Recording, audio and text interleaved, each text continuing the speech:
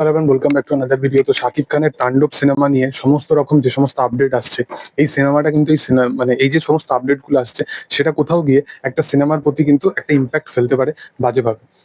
কেন এই কথাগুলো বলছি? দেখো, তোমরা সকলেই জানো যে আপডেট, যে সমস্ত আপডেট গুলো আসছে সেগুলো আমরা মূলত শেয়ার করার প্রচেষ্টা করি, এবং অনেকে এই বিষয়টা নিয়ে বলে যে ফেক আপডেট কাইন্ড অফ জিনিস নিয়ে বা fake update kind of assumption নিয়ে ভিডিও বানায়। আজকে ম্যাক্সিমাম যে সমস্ত আপডেটগুলো আমাদের উঠে আসে, আমরা কখনো শুনতে পাই যে সালমান খানের সাথে অ্যাটলিস্ট সিনেমা আসছে।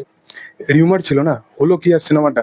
সালমান খানের সাথে সন্দীপ রেড্ডি বাঙ্গার সিনেমা আসছে, বা শাহরুখ খানের সাথে সন্দীপ রেড্ডি বাঙ্গার সিনেমা আসছে। এরকম মাল্টিপল আমরা আপডেট যখনই পাই, তখন সেগুলো যখন আমরা শেয়ার করি রিউমারের পরিপ্রেক্ষিতে, যখন শেয়ার করি তখন সেই জিনিসটা মানে অতটা চোখে কটূক্তি লাগে না। তখন মনে হয় যে যেহেতু এটা প্রিমিয়াম লেভেলে কোনো একটা বড় পেজ থেকে জিনিসটাকে শেয়ার করা হয়েছে, তো রিউমার বলে চালিয়ে দেওয়া যায়। কিন্তু বাংলায় যদি কখনো কোনো রকম এইরকম কাইন্ড অফ আপডেট বা অ্যাজাম্পশন উঠে আসে, সেটা যে কোনো সুপারস্টারকে নিয়ে, এবং সেগুলো নিয়ে যদি পার্টিকুলারলি কথা বলা হয়, তখন সেটা হয়ে যায় যে সমস্যা।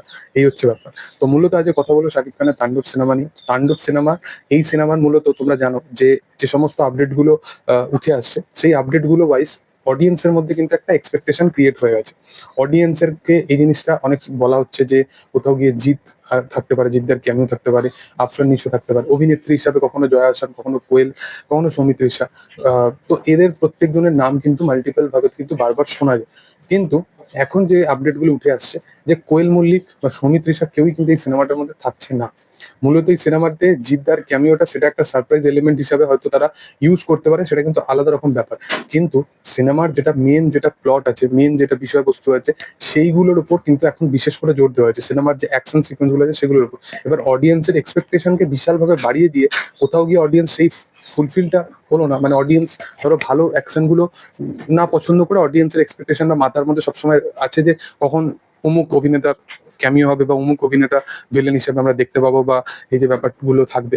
তো এই বিষয়টা আমার মনে হয় যে এই এক্সপেকটেশনটা আমার তখনই রাখা উচিত, যখন একটা সো কল্ড একটা প্রপার সোর্স দিয়ে তোমাদের কাছে এই জিনিসটা আসছে। অবশ্যই আপডেট তো নানান রকমের আসতেই পারে, সেটা অবশ্যই কখনো অ্যাজাম্পশনের উপর আপডেট আসে, কখনো কোনো ফিকশন আপডেট আসে, সবকিছুই রকমের আপডেট আসে। বাট মানে যে সমস্ত আপডেট আছে সবগুলোই যে সঠিক আপডেট হবে, সেটার কিন্তু কোনো মানে নেই। তো দেখার যে আপকামিং দিনে কোন আপডেটটা সঠিক হয়, কোনটা বেঠিক হয়। তবে তোমাদের কি বক্তব্য, তোমরা কি দেখতে চাইছো শাকিব খানের বরবাদ এই তাণ্ডব সিনেমাটা, সেটা তোমরা অবশ্যই কমেন্ট সেকশনে জানাতে পারো। ভিডিও ভালো লাগলে অবশ্যই লাইক শেয়ার সাবস্ক্রাইব করে দিও। Thank you all.